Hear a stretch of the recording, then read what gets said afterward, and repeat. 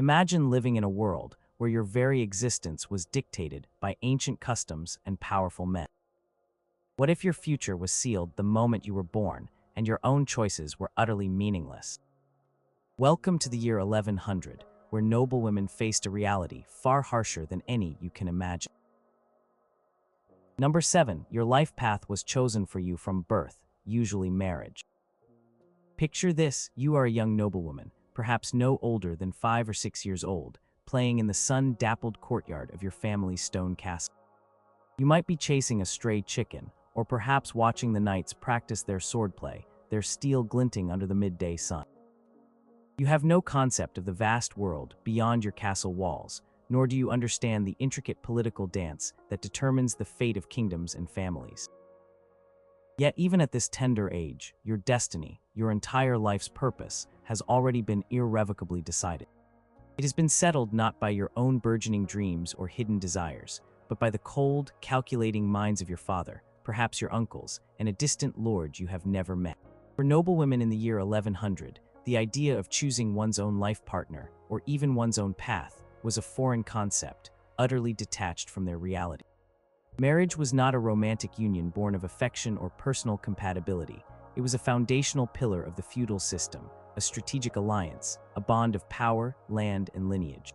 From the moment a noble daughter drew her first breath, she was, in essence, a valuable commodity, a living asset to be exchanged for political leverage, territorial expansion, or the strengthening of an existing family dynasty. Her hand was a diplomatic tool, a peace treaty, or an instrument of war without a single drop of blood being shed. Consider a young girl, perhaps named Eleanor, growing up in a Norman keep. Father, a powerful baron, held vast lands and commanded a significant retinue of knights. Across the English Channel, or perhaps in a neighboring duchy, another lord sought to consolidate his power or to mend a long-standing feud. The solution, often arrived at after months of tense negotiations, was the marriage of their children. Eleanor might be betrothed before she even reached the age of reason, her future husband a man twice her age, or even older, whom she had never met. These negotiations were meticulous, involving intricate details about dowries, the lands and wealth Eleanor would bring to the union, and the bride price, the payment her future husband's family would make to her own. The very idea of Eleanor having a say in this monumental decision was laughable, even scandalous, in the eyes of the society she inhabited. Feelings, her hopes, her fears, were entirely secondary to the greater good of her family's standing and power. The process of betrothal was often marked by formal agreements, sometimes even witnessed by high-ranking church officials, signifying the solemnity and binding nature of the pact. A young girl could be sent to live in her future husband's household years before the actual marriage, ostensibly to be educated and to acclimate to her new family. In reality, it was a way for the groom's family to secure their investment and to mold the young bride to their own expectations, ensuring she understood her place within their intricate family structure.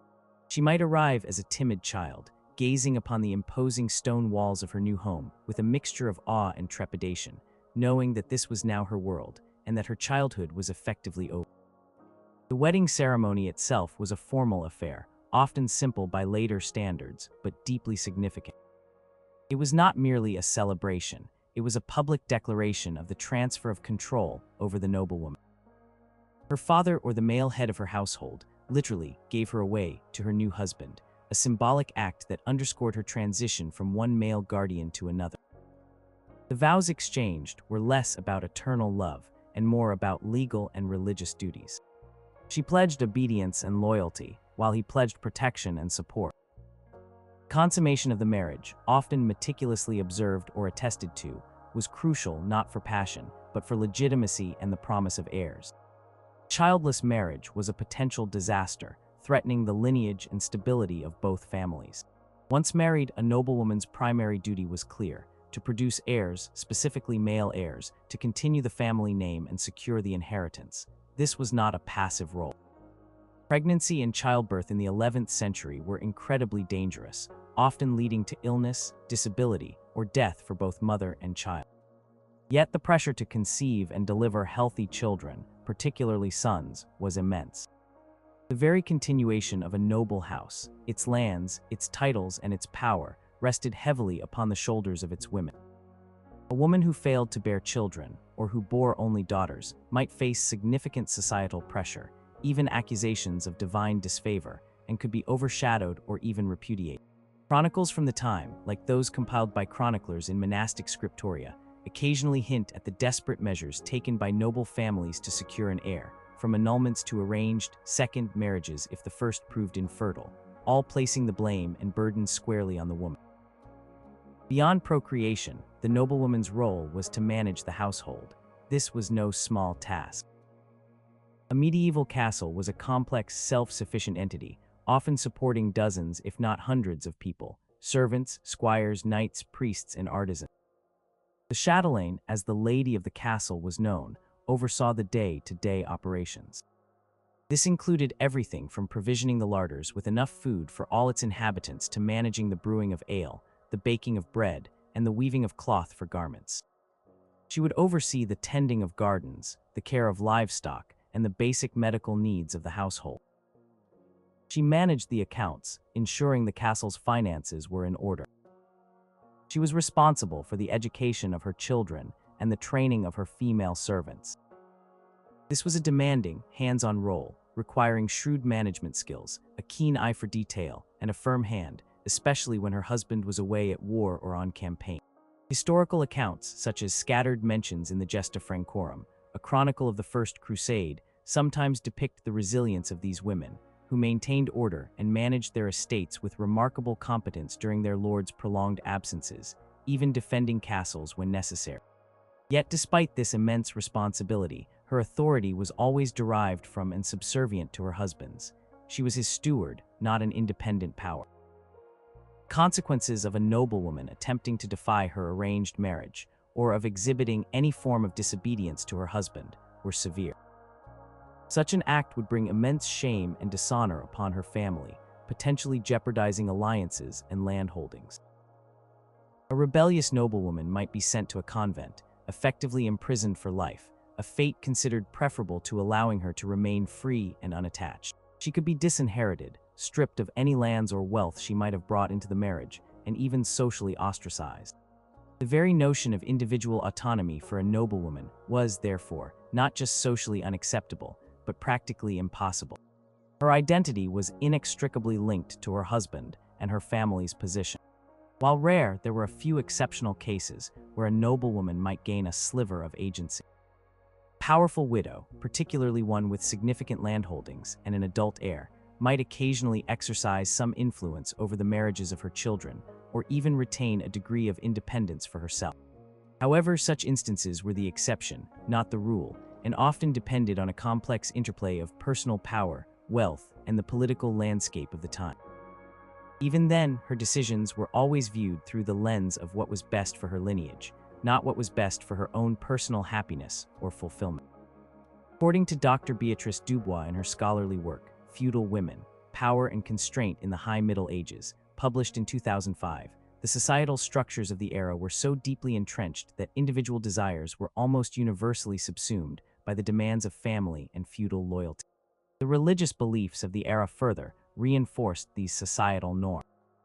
The Church taught that marriage was a sacred sacrament, ordained by God, and that a wife's role was one of obedience and submission to her husband, who was seen as her head, just as Christ was the head of the Church. Passages from various theological texts, often read and interpreted by priests and monks, reinforced the idea of a woman as a helpmate, created from man and for man. This spiritual dimension added another layer of divine sanction to the already formidable social and legal constraints placed upon noblewomen, making any rebellion seem not just a social transgression, but a sin against God. This overarching rule, that a noblewoman's life path was decided for her at birth, permeated every other aspect of her existence. It dictated her limited education, which focused on household management, religious devotion, and perhaps some basic literacy, specifically to manage accounts and read devotional texts. It determined her movements, which were largely confined to her husband's estates or carefully chaperoned visits. It shaped her social interactions, limiting them to approved family members and other noblewomen of appropriate status. Her entire identity, from her name to her social standing, was derived from the men in her life, her father, and then her husband. There was no space for self-discovery or independent ambition. purpose was clear, fixed, and non-negotiable: to serve her family and perpetuate its name. Number 6, you had almost no control over your own wealth or property. Imagine being born into immense privilege, surrounded by sprawling estates, magnificent castles, and the finest clothes. Yet, despite this opulence, you hold no true ownership over any of it. Every inch of land, every jewel, every piece of furniture is technically not yours. This was the stark reality for noblewomen in 1100, where their connection to wealth and property was tenuous at best, and often entirely dictated by the men in their lives. The concept of individual property rights for women, as we understand them today, simply did not exist in the feudal system. When a noblewoman married, her dowry, which consisted of money, lands, goods, or even rights, was typically transferred to her husband's control. This dowry was not a gift to her personally, but rather a contribution from her family to the new union, intended to support her and her children within her new household. It was a crucial part of the marriage negotiations, a financial incentive for the groom's family to accept the match. For instance, a young noblewoman from the Loire Valley might bring with her a substantial sum of silver, several productive vineyards, and a retinue of skilled servants. Once the marriage was consecrated, these assets, though originating from her family, became part of her husband's estate, managed and controlled entirely by him. He had the right to administer these lands, collect their revenues, and even alienate them if he saw fit, often without any need for her consent. While some customary laws or specific charters might stipulate that certain properties were intended to be reserved for the wife's support or for the sustenance of her children, these were often exceptions or highly localized practices, not universal rights. Even in such cases, the husband usually retained full administrative control. The wife's indirect interest in the property lay primarily in her dower, a portion of her husband's estate that was set aside for her use should she become a widow. This dower was intended to provide her with a living and maintain her status after her husband's death, preventing her from becoming destitute. However, until that point, even this future claim was subject to her husband's management and financial decisions. Consider a powerful lord, a Duke of Aquitaine perhaps, who held vast tracts of land. His wife, a countess in her own right, might have brought a significant inheritance from her own family into the marriage. Yet during their marriage, she could not, on her own authority, sell a single parcel of that land, nor could she lease it, or even gift it to a church. All such transactions required her husband's explicit permission and signature. Her voice, if she had any, was advisory at best.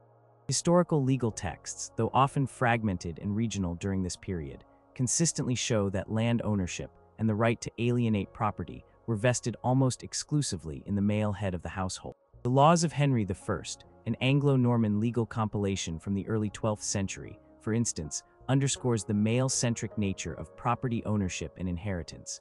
This lack of control over property extended to all forms of wealth. If a noblewoman received gifts, perhaps expensive jewels or fine garments, these were considered part of the household's collective wealth, managed by her husband. If she inherited personal items from her mother, such as a treasured brooch or a casket of small coins, these too would largely fall under her husband's purview. Personal funds, if she had any at all, would be minimal and typically allocated for specific household expenses as determined by her husband. She could not initiate large-scale building projects on her own, nor could she independently fund charitable endeavors without her husband's explicit approval. The practical implications of this were immense. If her husband was a poor manager, squandered their wealth, or incurred massive debts, the noblewoman had little recourse.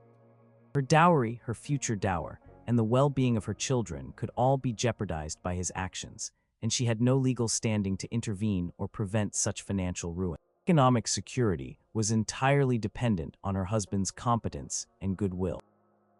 This reality is subtly hinted at in monastic annals and chronicles from the time, which occasionally record cases of noble families falling into financial distress and the subsequent hardship faced by the women within those families, often requiring them to seek patronage or support from relatives or the church.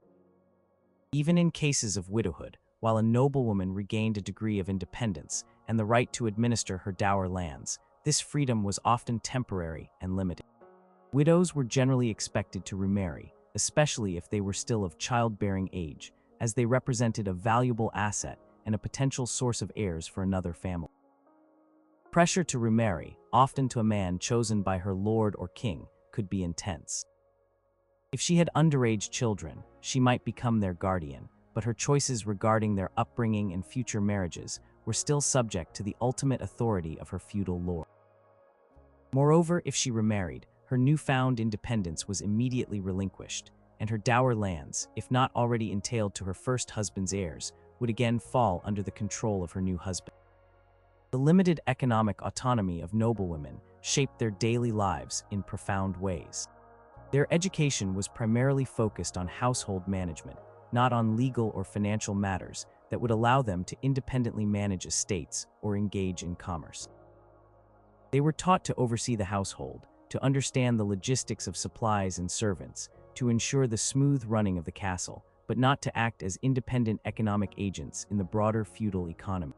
Their influence was largely domestic, confined to the castle walls and its immediate surroundings. For example, a noblewoman overseeing the provision of grain for her castle would know how many bushels were needed, how to store it, and how to allocate it for baking bread, but she would not be the one negotiating the price with the grain merchant or deciding from whom to purchase it, as that authority rested with her husband or his designated steward. Her role was essential, her contribution invaluable, but her power was always derived, never inherent. She was the manager of a domain that was not legally her own. This rule that noblewomen had almost no control over their own wealth or property was a fundamental pillar of medieval society, deeply rooted in both legal custom and social hierarchy. It reinforced the patriarchal structure of the feudal system, where power, inheritance, and land ownership flowed through male lines.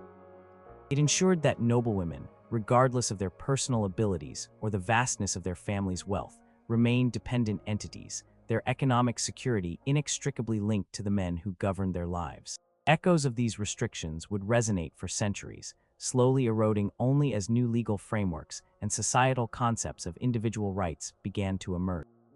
But in 1100, the noblewoman's purse, and indeed her entire estate, was firmly in the hands of another. Number 5, your freedom of movement was severely restricted. Imagine a world where your daily steps were meticulously counted, where venturing beyond the walls of your home required express permission and a vigilant escort. Envision a life where even a simple walk in the countryside was a luxury, and travel to another town, let alone another region, was a rare and highly organized event. For noblewomen in the year 1100, this was not a dystopian fantasy, but a deeply ingrained reality. Their freedom of movement was severely restricted, dictated by considerations of security, social propriety, and the strategic interests of their families. The most fundamental restriction was the immediate environment, the castle or manor house. This fortified residence was both a sanctuary and a cage. While it provided protection from external threats, it also served as the primary sphere of a noblewoman's existence. Her life revolved around the Great Hall, the private chambers, the kitchens, the chapel, and perhaps a small, enclosed garden or courtyard. Her daily routines, from overseeing the household to engaging in devotional practices, were largely confined to these spaces. Leaving the castle walls, even for a short stroll, was not a casual decision. It often required the presence of armed guards or male escorts, not just for protection against bandits or rival lords, but also to ensure social decorum and prevent any perceived impropriety. A noblewoman wandering alone, even on her own estate, would be considered reckless and a potential target for gossip or worse. Travel was an even more complex undertaking. It was rare, arduous, and fraught with peril. Journeys were typically undertaken only out of necessity or for major events. These necessities included moving to her husband's estate after marriage, visiting a sick relative, attending a significant religious festival or pilgrimage, or perhaps accompanying her husband on a journey to court or to inspect distant lands. Journey was a logistical nightmare, requiring extensive planning and resources. Horses, carts, provisions, and armed escorts had to be arranged. The roads were often no more than dirt tracks, prone to mud, flooding, and the ever-present threat of brigands. A journey that might take a few hours today could consume days or even weeks in the 11th century, with unpredictable delays and considerable discomfort. Consider a young countess needing to travel from her family home in Anjou to her newly married husband's castle in Brittany. This journey, hundreds of kilometers, would not be a solo adventure.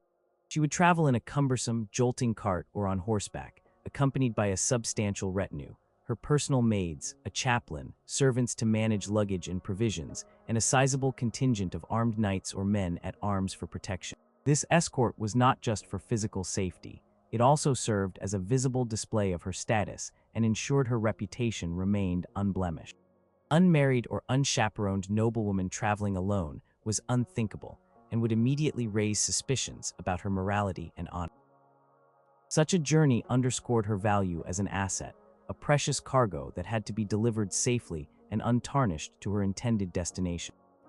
The social and cultural norms of the era further reinforced these restrictions. A noblewoman's honor and reputation were inextricably linked to her family's standing. Any perceived transgression, any hint of scandal, could have devastating consequences for her and her entire lineage.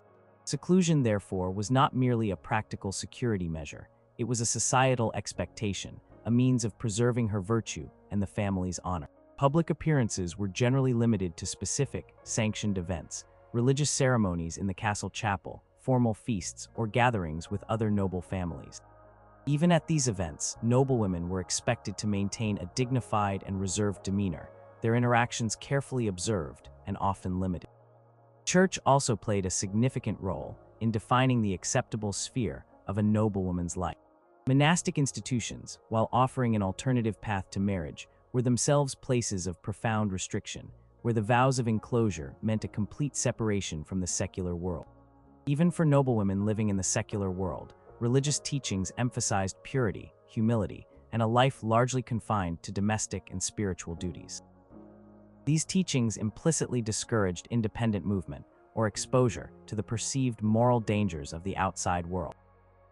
Furthermore, the very concept of feudal loyalty and obligation meant that noblewomen were, in essence, property of their male guardians. Their physical presence was often necessary for the administration of the household, especially when their husbands were away fighting, hunting, or attending court. A noblewoman's absence, unless for a clearly defined and approved purpose, could be seen as a dereliction of her duties or even an act of defiance against her husband's authority. Legal customs, while not always explicitly codifying movement restrictions, inherently understood that a woman's place was within her husband's sphere of influence. Chroniclers of the period, though rarely focusing on the daily lives of women, sometimes mention the strategic importance of a noblewoman's presence in a castle, especially during sieges, as a symbol of the family's resilience and a source of morale for the defenders. Even visiting family members required careful planning. A noblewoman could not simply decide to visit her mother or sister in a neighboring county.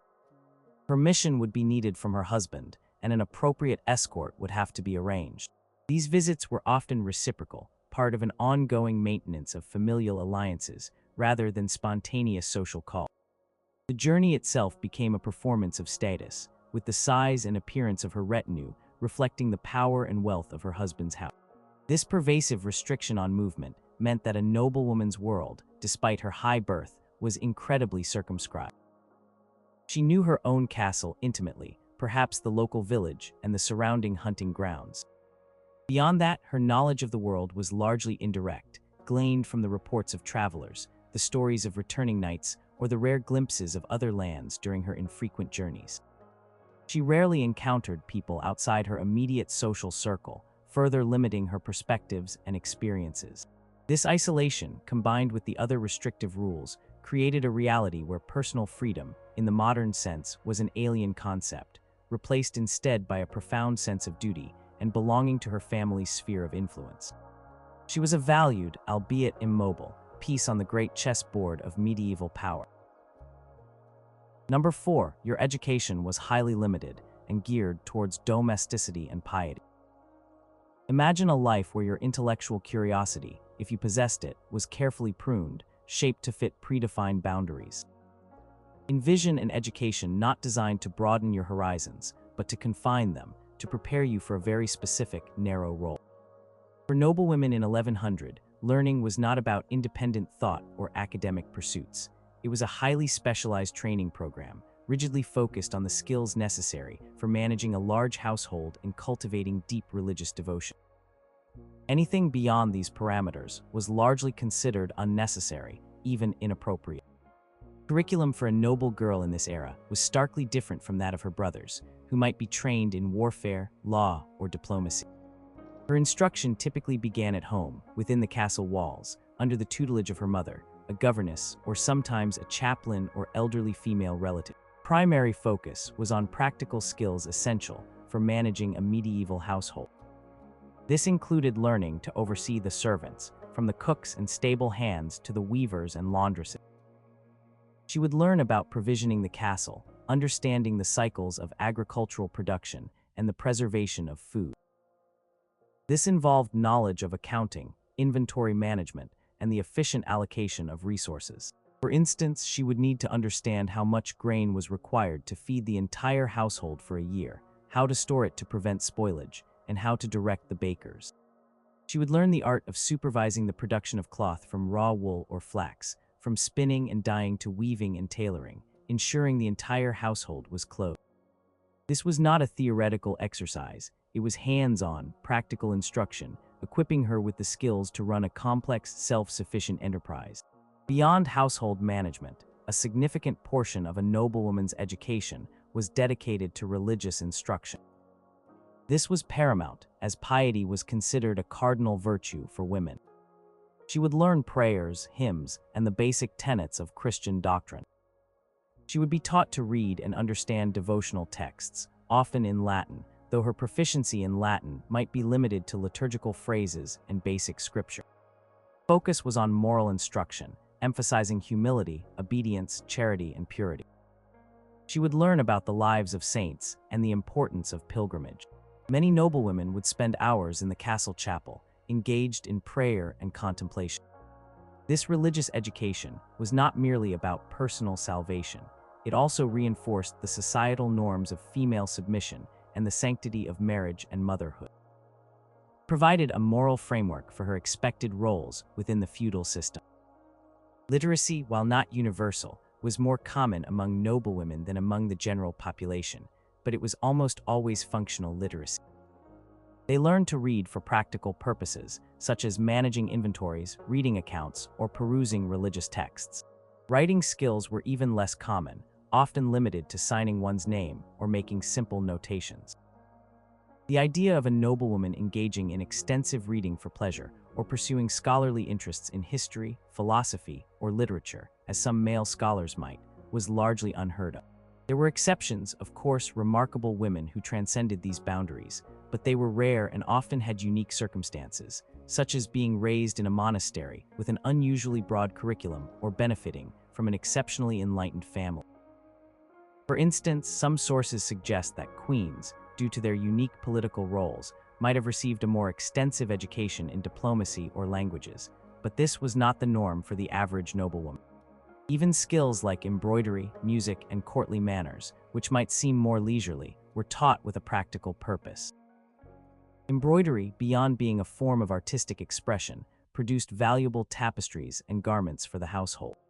Music and dancing were forms of entertainment that reinforced social bonds and demonstrated refinement, essential for hosting guests and maintaining a noble demeanor. Learning the intricate rules of courtly behavior was crucial for navigating the complex social hierarchies and presenting herself appropriately in public and private settings. These were not hobbies, but integral components of her societal role. The lack of formal education in law, military strategy, or advanced governance meant that noblewomen were systematically excluded from direct participation in the legal and political spheres. While they might administer justice on their husband's behalf within the castle while he was absent, their understanding of complex feudal law or military tactics was often indirect and limited. They were expected to be managers, not strategists or lawmakers. This educational disparity ensured that power remained firmly in the hands of men, who received the training necessary to govern lands, command armies, and negotiate treaties.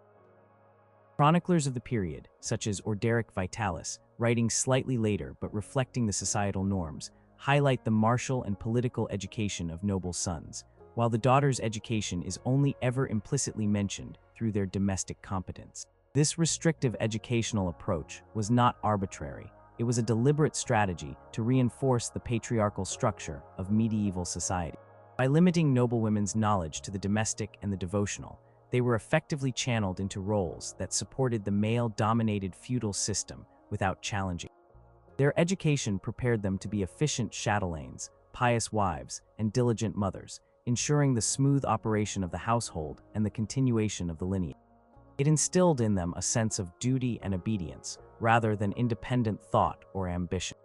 The message was clear: your value lies in your ability to manage, to bear heirs, and to uphold moral standards within the confines of your home, not in intellectual pursuits or external influence. For a noblewoman in 1100, the world of books and abstract ideas was largely closed off, replaced instead by the demanding realities of daily castle life and the pervasive whispers of devotion. Number 3, your public voice and political influence were extremely limited. Imagine existing in a world where your opinions, no matter how insightful, were rarely sought in public, and your political influence, no matter your intelligence, was almost entirely indirect. For noblewomen in 1100, the public sphere, the realm of politics, law, and warfare, was overwhelmingly a man's domain. While they might occasionally wield soft power behind the scenes, their direct voice and official authority were profoundly restricted, often to the point of invisibility. The most glaring limitation was the exclusion from formal political bodies. Noblewomen did not attend the king's council, participate in feudal assemblies, or sit on judicial panels. Decisions regarding land disputes, military campaigns, or new laws were made by men, for men. Even in cases where a noblewoman held significant land, perhaps as a countess or duchess in her own right, her political authority was often circumscribed by the overarching feudal hierarchy and the expectations of male overlords. Her right to rule was often seen as provisional, a temporary holding until a suitable male heir came of age, or until she could be married off to a powerful lord who would then assume control. Consider a powerful feudal court, buzzing with activity. Knights, barons, and bishops would gather to advise the king, debate policy, and settle disputes. A noblewoman, even a queen, might be present, observing from a raised dais or within a private chamber, but rarely would she be an active participant in the deliberations. Her role was typically ceremonial, to lend legitimacy to the court through her presence, or to act as a hostess. If she did offer an opinion, it would likely be conveyed through her husband or a male relative, carefully phrased as a suggestion or an observation, rather than a direct assertion of authority. The idea of a noblewoman standing before a feudal assembly and publicly advocating for a policy, or engaging in a heated debate with male lords, was simply beyond the realm of social acceptability. Her voice was expected to be quiet, her demeanor deferential in public. The primary avenue for a noblewoman's political influence was through her husband or sons. She might advise her husband in private, using her knowledge of family connections, local customs, or rivalries to guide his decisions. A shrewd and intelligent noblewoman could become an invaluable confidant, a quiet power behind the throne. For instance, she might gently persuade her husband to forge an alliance with a certain family because of their shared ancestry, or to avoid conflict with another due to a complex web of familial obligations. However, this influence was always indirect, dependent on her husband's willingness to listen and her ability to persuade without appearing overtly ambitious or domineering. Her success was measured by his achievements, not her own. Accounts from the period, such as the deeds of the Normans in Italy, occasionally allude to noblewomen's roles in advising their husbands, but these are almost always framed as domestic support rather than independent political action. In times of crisis, particularly during her husband's absence at war or on crusade, a noblewoman might temporarily assume greater administrative responsibilities. She would manage the castle, oversee its defenses, and administer justice in her husband's name. There are numerous historical examples of noblewomen bravely defending their castles against sieges, rallying their retainers, and managing resources under immense pressure. These acts, while demonstrating remarkable courage and competence, were always understood as temporary measures, a stewardship of her husband's authority until his return. Upon his return, she would gracefully relinquish control, resuming her more circumscribed role. Her bravery and leadership in such moments, though vital, did not translate into a permanent right to direct political participation. Even within her own household, a noblewoman's authority was primarily domestic. She managed the servants, oversaw daily operations, and ensured the castle ran smoothly. While this was a massive undertaking, it was distinct from the strategic governance of lands, the raising of armies, or the negotiation of treaties, which remained the purview of her husband. Influence was strongest in matters of family, arranging the marriages of her children, though still subject to her husband's ultimate approval and the will of their overlords, shaping their education and cultivating family relationships through correspondence and visits. These were critical functions for maintaining dynastic power, but they were considered extensions of her domestic role, not independent political acts. Religious institutions offered a limited alternative for some noblewomen seeking a form of influence outside the domestic sphere. Noblewomen who became abbesses or prioresses wielded considerable authority within their convents, managing vast lands, overseeing numerous nuns, and sometimes even interacting with powerful secular lords and bishops. These women could be highly educated and politically astute, commanding respect and wielding significant spiritual and economic power. However, this path required a complete renunciation of secular life, marriage, and motherhood. It was a choice between one set of restrictions and another, offering spiritual and administrative authority in exchange for the loss of personal freedom and familial life. For example, abbesses of powerful convents like Fontevraud could manage extensive estates and exercise considerable patronage, as documented in various monastic cartularies. The societal expectation was that noblewomen embodied grace, piety, and fertility, rather than direct political power. Their value lay in their ability to secure alliances through marriage, produce heirs, and maintain the domestic order that allowed men to focus on warfare and governance. Any attempt by a noblewoman to overtly usurp male authority or to express independent political ambition would likely be met with severe censure, seen as a violation of both natural order and divine will.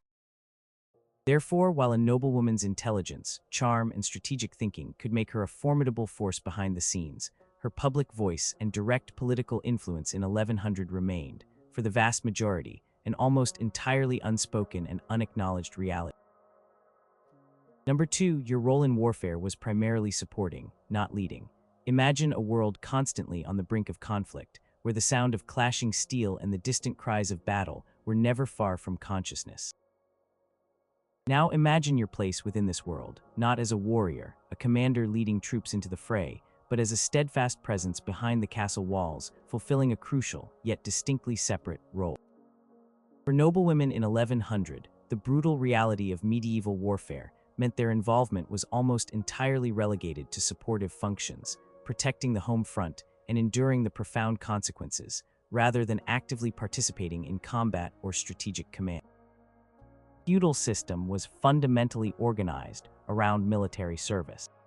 Knights, barons, and kings were expected to lead their armies, fight, and defend their lands. This was a realm exclusively reserved for men, trained from boyhood in horsemanship, swordsmanship, and military tactics. Physical demands of medieval combat, the need for brute strength, and the cultural expectations of male prowess meant that women were explicitly excluded from the ranks of active combatants. The very notion of a noblewoman in armor, leading a charge on the battlefield, was considered an absurdity, a violation of the natural order, and utterly beyond the social norms of the time. There is no historical evidence from this period of women serving as knights or commanding armies in the field. A noblewoman's primary contribution to warfare began before the first sword was drawn, through marriage. As discussed previously, arranged marriages were pivotal for forging alliances, consolidating power, and preventing conflicts. By uniting powerful families, noblewomen were instrumental in creating the very networks that determined the course of wars, even if they had no direct say in the fighting itself. A strategic marriage could bring peace to a region for decades, while a failed negotiation could ignite generations of bloodshed. Thus, her role in forming these alliances, though passive, was foundational to the military landscape. Once conflict erupted, the noblewoman's role shifted to the critical task of managing the home front. When her husband and the male household members departed for battle, the responsibility for the castle and its inhabitants fell squarely upon her shoulders. This was a demanding and often dangerous duty. She oversaw the provisioning of the castle, ensuring there were enough supplies of food, water, and other necessities to withstand a potential siege. She would manage the remaining servants, guards, and non-combatants. Her leadership was vital for maintaining morale and order, in a time of intense anxiety and uncertainty. Historical accounts, such as scattered references in the ecclesiastical history of Orderic Vitalis, occasionally highlight the resilience of noblewomen who, left in charge, maintained discipline, and managed the household during prolonged absences of their husbands, often under the constant threat of attack. Perhaps the most dramatic and challenging aspect of her wartime role was defending the castle during a siege. While she would not lead troops into open battle, she was expected to oversee the castle's defenses, working with the remaining garrison commander. This involved inspecting fortifications, ensuring watchtowers were manned, and managing the allocation of resources to the defender. Presence was crucial for inspiring loyalty and resolve among the garrison and the castle inhabitants. She would endure the terror of daily bombardments, the stench of disease, and the constant threat of starvation or capture. There are indeed legendary tales of noblewomen who, in extreme circumstances, organized resistance, parleyed with besiegers, or even took up a bow or crossbow to defend the walls alongside their men. However, these were acts of desperation and survival, not routine military command, and they were always undertaken in defense of their domestic sphere, rather than in an offensive military capacity. These extraordinary moments highlight their courage, but also underscore the fundamental societal expectation that their role was to protect the home, not to conquer new lands. Beyond defense, noblewomen also played a crucial, albeit often unacknowledged, role in the aftermath of conflict. They would oversee the care of the wounded, acting as rudimentary nurses within the castle, often using their knowledge of herbal remedies and basic medicine. They would manage the household through periods of famine or hardship that followed prolonged wars, and they would be responsible for the spiritual well-being of the family, offering prayers and solace during times of loss. If her husband was captured, she might play a crucial role in negotiating his ransom, using her family connections and managing the family's remaining resources to secure his release. The burden of grief and loss also fell heavily upon them, as they awaited news from the battlefield, often learning of the deaths of husbands, sons, and brothers. Furthermore, the children of noblewomen were often pawns in peace negotiations. Young sons might be sent as hostages to guarantee treaties, and daughters would be married off to seal fragile truces, a direct consequence of their mother's inability to influence the war's outcome through direct military means. This made the outcomes of war profoundly personal for noblewomen, even if they were not on the front lines. In essence, while noblemen wielded swords and commanded armies, noblewomen wielded influence within the household and endured the consequences of the fighting. Courage was not expressed on the battlefield, but in their steadfastness behind stone walls, in their resilience during sieges, and in their quiet strength in managing the fallout of battle.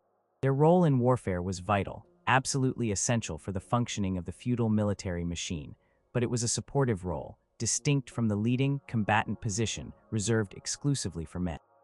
For a noblewoman in 1100, the roar of battle was a distant sound, yet its profound echoes permeated every aspect of her existence. Number 1, your entire existence was defined by your marital status and ability to produce heir. Imagine a life where your worth, your social standing, and even your identity were not defined by your character, your talents, or your accomplishments, but by whether you were married and if you had given birth to children, especially sons. For noblewomen in the year 1100, this was the ultimate, inescapable truth. Their entire existence, from the moment of their birth until their death, was meticulously structured around their marital status and their crucial biological function as producers of legitimate heirs. This was not merely a social expectation, it was the bedrock upon which the entire feudal system rested. From the very first breath, a noble girl was seen through the lens of her potential for marriage. Childhood, as discussed, was a preparation for this inevitable union. She was valued for her lineage, her family's wealth, and her physical health, all attributes that would make her a desirable bride. Once married, her identity shifted from daughter of to wife of, and her primary purpose in life became the production of heirs. This was not a desire or a personal aspiration. It was an imperative, a sacred duty to her new family and to the continuation of the feudal line. Continuation of a noble house, its lands, its titles, and its power all depended on the birth of legitimate children. The importance of heirs cannot be overstated. In a society where land was power, and lineage was law, the absence of a male heir could spell disaster for a noble family. It could lead to the fragmentation of estates, the loss of titles, and the eventual extinction of a proud name. Therefore, a noblewoman's ability to conceive and bear healthy children, particularly sons, was paramount. A woman who bore multiple sons was celebrated, her status elevated, her position within the family secured. She had fulfilled her most crucial duty. Births of sons would be announced with great joy and ceremony, celebrated by the entire household, as they represented the future of the family. Conversely, a noblewoman who struggled to conceive, or who bore only daughters, faced immense pressure and anxiety. While daughters were valuable for forming new alliances through marriage, they could not inherit major landholdings or titles in most feudal systems. The lack of a male heir could lead to desperate measures, annulments of marriages on grounds of non-consummation or sterility, often blamed on the woman, or even the possibility of her husband seeking to remarry if he could prove her inability to bear sons. Personal feelings, her grief, or her physical struggles were secondary to the dynastic imperative. Chronicles from the time, such as the monastic records detailing the succession of noble families, implicitly or explicitly judge a woman's worth by her fertility and the number of her male offspring. Even after giving birth to heirs, a noblewoman's status remained intrinsically tied to her marriage. She was the lady of the castle, the chatelaine, but her authority was always derived from her husband. Her social interactions, her sphere of influence, and her public persona were all defined by her position as a married woman. A wife, even one with a large household, was still ultimately under the legal and social authority of her husband. She could not contract debts without his permission, she could not buy or sell land, and her personal movements were often restricted, as described before. Her very identity as a respectable noblewoman was predicated on her being attached to a husband, providing a legitimate framework for her existence within the patriarchal order. Widowhood offered a unique, albeit temporary, shift in status. A noblewoman who became a widow, particularly one with adult sons or significant dower lands, might gain a degree of independence not available to her as a wife. She could manage her dower lands, arrange her children's marriages, and sometimes even retain a degree of social and economic agency. However, this newfound freedom was often conditional. If she was still young and of childbearing age, there would be immense pressure to remarry, often orchestrated by her feudal overlord, who saw her as a valuable asset to be redeployed for political gain. Her brief period of autonomy would end with a new marriage, and she would once again fall under the legal and social authority of a new husband. The societal expectation was not for a woman to remain an independent widow indefinitely, but to be reintegrated into the marital structure. For noblewomen who never married, perhaps due to lack of suitable matches, physical infirmity, or personal inclination, the options were severely limited. The most common alternative was the convent. Entering a monastery provided a structured life, often a degree of education, and a spiritual purpose, but it also meant a complete renunciation of marriage, children, and secular life. It was a life of devotion and discipline, a permanent separation from the outside world. While some noblewomen found fulfillment in this path, it was nonetheless a highly restrictive choice, another predefined role for those who did not fit the marital mold. A noblewoman who remained unmarried and outside a convent was a rarity, often viewed with suspicion or pity, lacking the defined social role that marriage provided. She was, in essence, a social anomaly, a piece out of place in the grand tapestry of medieval society. This pervasive definition of a noblewoman by her marital status and reproductive capacity meant that her personal aspirations, her emotional well-being, and her individual talents were often secondary to her societal function. Her worth was measured by her ability to secure a lineage and maintain the social order. It was a life of profound duty, where the personal was always subsumed by the dynastic.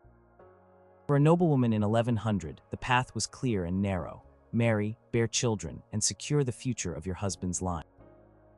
Any deviation from this path meant social obscurity, religious seclusion, or work. Her very identity was inextricably woven into the fabric of marriage and motherhood, leaving little room for independent self-definition in a world that demanded conformity above all else.